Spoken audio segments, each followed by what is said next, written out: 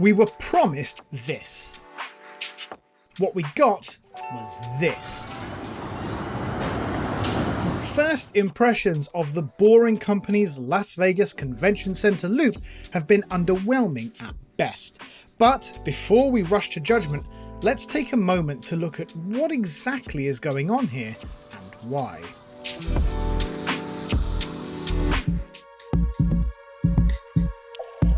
The Las Vegas Convention Center, or LVCC, is one of the biggest public event spaces in the world with 2.5 million square feet of space. It's around a mile away from the Las Vegas Strip and consists of 3 large facilities stretched across its campus.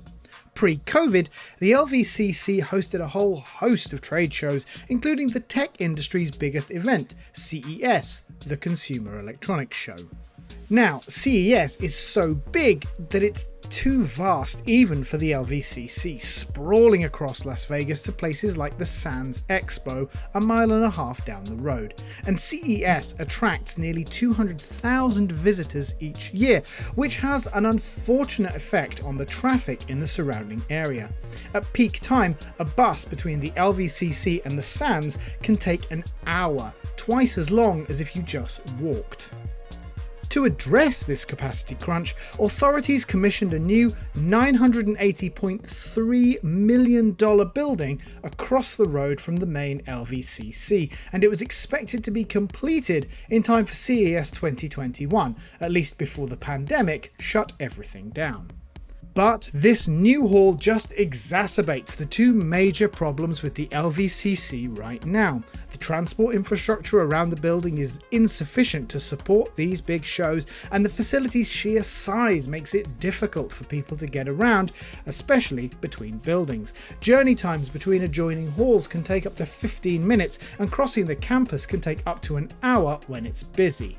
Now, it's this problem that saw the Las Vegas Convention and Visitors Authority engage Elon Musk's tunneling business, the Boring Company, to address. In mid-2019, its board voted 13-1 to hire the business to dig a tunnel under the campus to connect the west, central and south halls. The deal, initially priced at $48.7 million, saw the company drill 2 tunnels around a mile long with 3 stations to compress that hour-long walk down to a couple of minutes.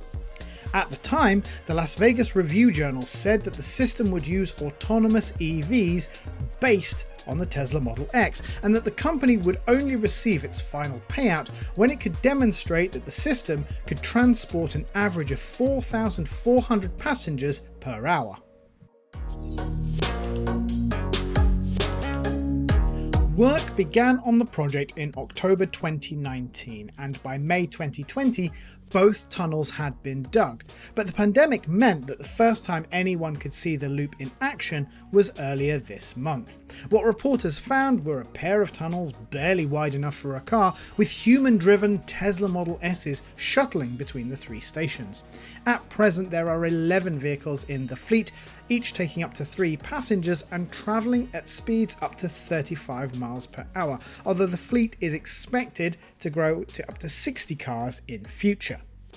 When speaking to CNBC, Steve Hill, president of the Las Vegas Convention and Visitors Authority, said that the system would operate much like an Uber. Where you have an app on your phone, you say, I'm here, I want to go there, car comes up, has an identifier on it that matches with what is on the app on your phone. What he didn't explain, and something that we'd love to know a hell of a lot more about, is how the boarding and disembarkation process will work for each vehicle.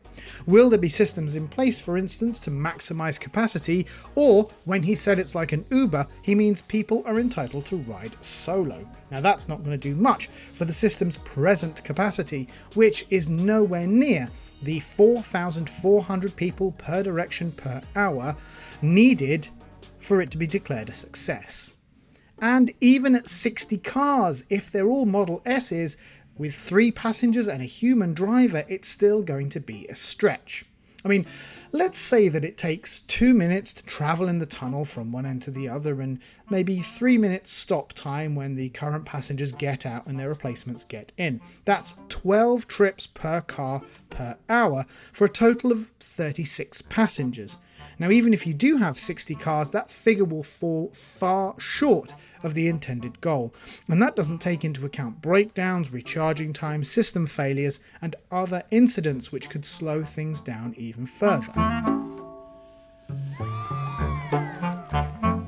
Eventually, the company hopes to replace these hand-driven Model S's with autonomous sleds based on the Model X platform, which are capable of carrying up to 12 people.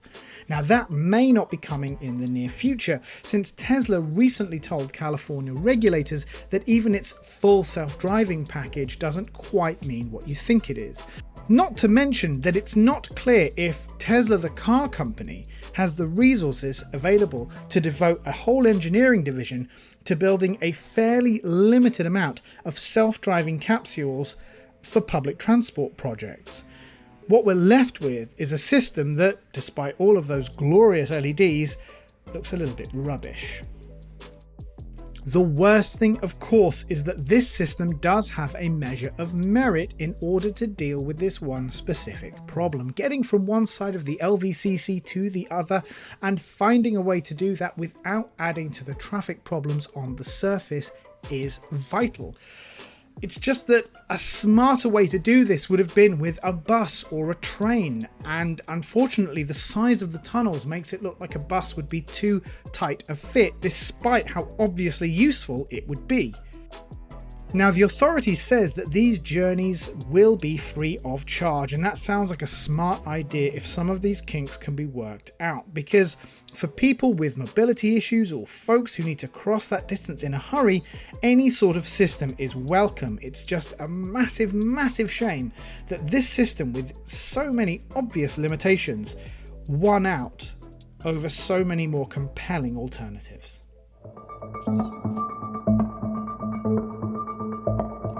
In December 2020, Las Vegas City Council agreed to explore building a planned Vegas-wide loop, which would further connect the city. The Boring Company has already outlined its vision for the system, which will see a series of tunnels dug from McCarran International Airport via the Allegiant Stadium, which is the new home of the Las Vegas Raiders, along the Strip and all the way up to Fremont Street. Now, unlike the LVCC system, which is free, this version would see customers paying fees to travel from major taxis. They've invented taxis. It's a taxi.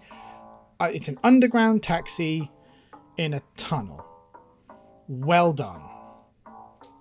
The pitch seems to be that an underground tunnel, a lot like a single-lane freeway, will enable faster and more efficient journeys, making each ride cheaper. A graphic on the Boring Company website says that a ride from McCarran to the LVCC would cost around $10, around half as much as it currently costs in a cab. Now, a lengthy explanation of induced demand is beyond the scope of this video, but making car rides cheaper is going to create a surge in the number of people wanting to use them. Well, that's where you fell into a trap. And, you know, that's going to lead to that tunnel very quickly filling up, reducing the efficiency and increasing the price. Now, imagine that these tiny tunnels, which offer no room to exit or overtake, are meant to take a significant volume of surface traffic from the already very capacious roads running through Las Vegas.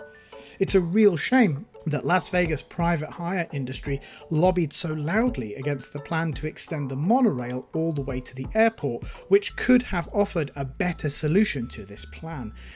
The idea of moving traffic underground is not something that Elon Musk invented, and there are plenty of reasons why it's actually a fairly smart idea. Cities are currently designed around cars, and that's bad both for pedestrians and the built environment. A city like Las Vegas is so hostile to pedestrians that oftentimes taking a taxi is the default rather than an option. Pushing freeways underground means that cities can use all of that space to plant trees, create pedestrian plazas, and where the climate is good, offer outdoor dining, all of which has shown to be good for both the local economy and the environment. But not like this. This isn't good, and it doesn't solve the biggest issue with the system overall, which is that there are too many cars altogether. But I guess, inventing the bus